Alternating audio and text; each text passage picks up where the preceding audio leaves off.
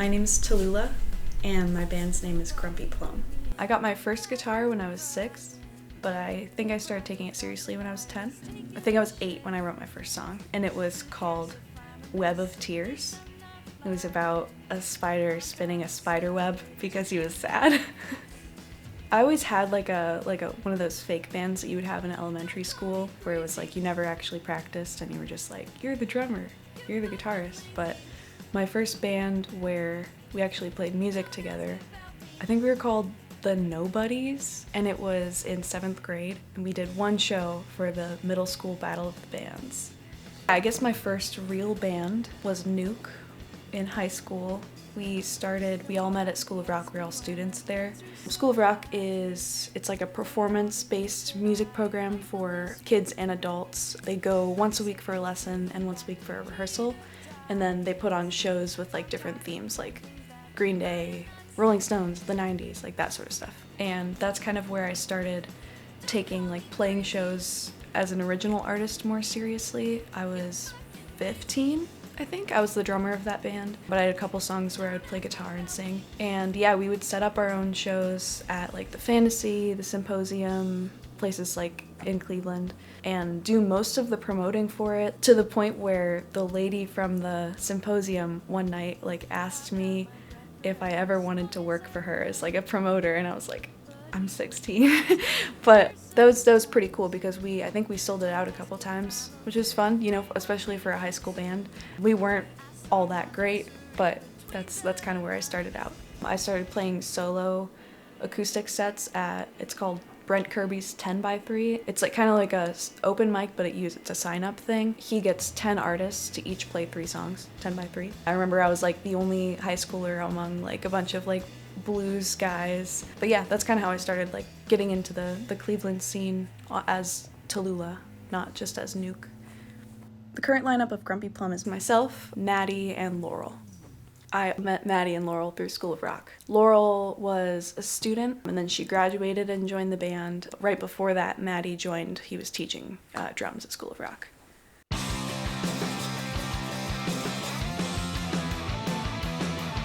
Dollhouse is kind of like, people would say it sounds like a coming-of-age movie, because it's kind of like coming into your own skin and realizing that you're allowed to have a voice. Kia Soul it's kind of about being stuck in a situation that is toxic and then finally being able to be free from that. I wrote Kia Soul about this guy named Dylan who groomed me when I was 16. And it was very bad and very, just, you know, it was a really tough situation. And finally when, like, you know, I was an adult, like when I was 18, I think is kind of when I wrote the song. But I still didn't have a lot of the memories of like what had happened. So what's weird about Kia Soul is it's kind of written from a perspective of like me not remembering like a lot of what he did to me. So it was kind of like my perception of what happened at that time was that he was just like creepy and wanted to date me because I was 18, you know, and all that stuff. So yeah, it's kind of coming from a perspective of like, I have a boyfriend, get away from me. But, you know, in reality it was more than that.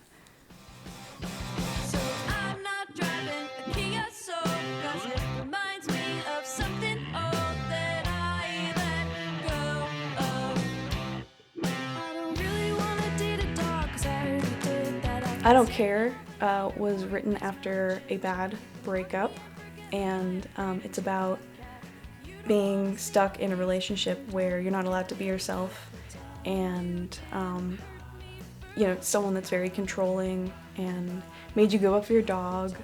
So I think the hardest song to write on the album, like emotionally, was Ghosting My Dentist, because that one's about, I had a friend pass away who I was really close to, and it was this whole situation where he was kind of missing for a few days, and me and some friends went to his apartment and left a note on his car to try to find him, and then we found out that he died. So that's, that was hard to write. Just, I feel like that's the most like authentic too. But the hardest song to write on the album was probably Everything Is Fine. That's like the longest I've spent writing a song.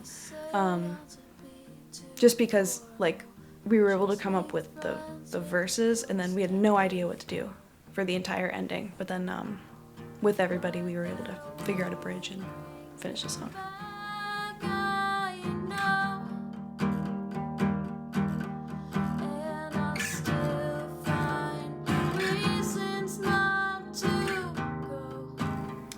I'm pretty scared to put out a lot of the new album, but at the end of the day, it's art. And like my story is like worthy of being heard, and hopefully it'll reach other people that are going through something similar and help them.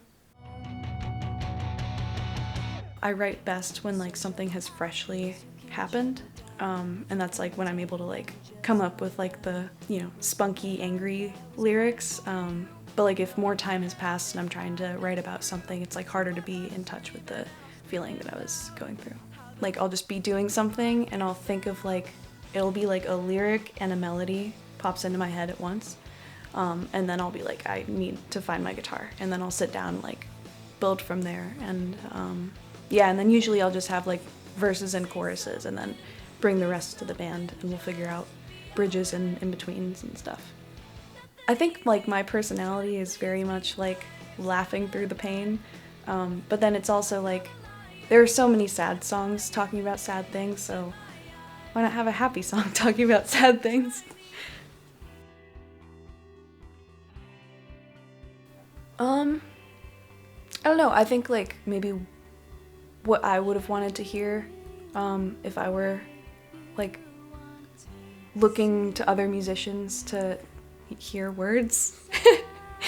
Like growing up, I thought that because I was a girl, I would never be able to be like a front man, and like, because all the artists that I listened to as a kid were like men, like Green Day, Nirvana, like all those, big name ones.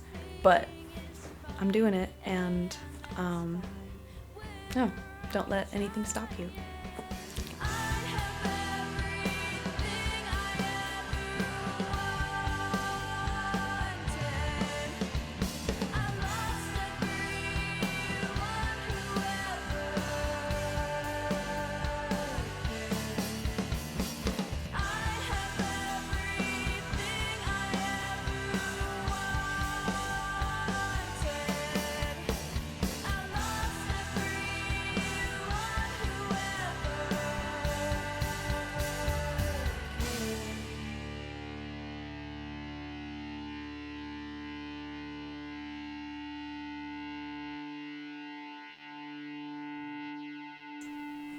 Thank you.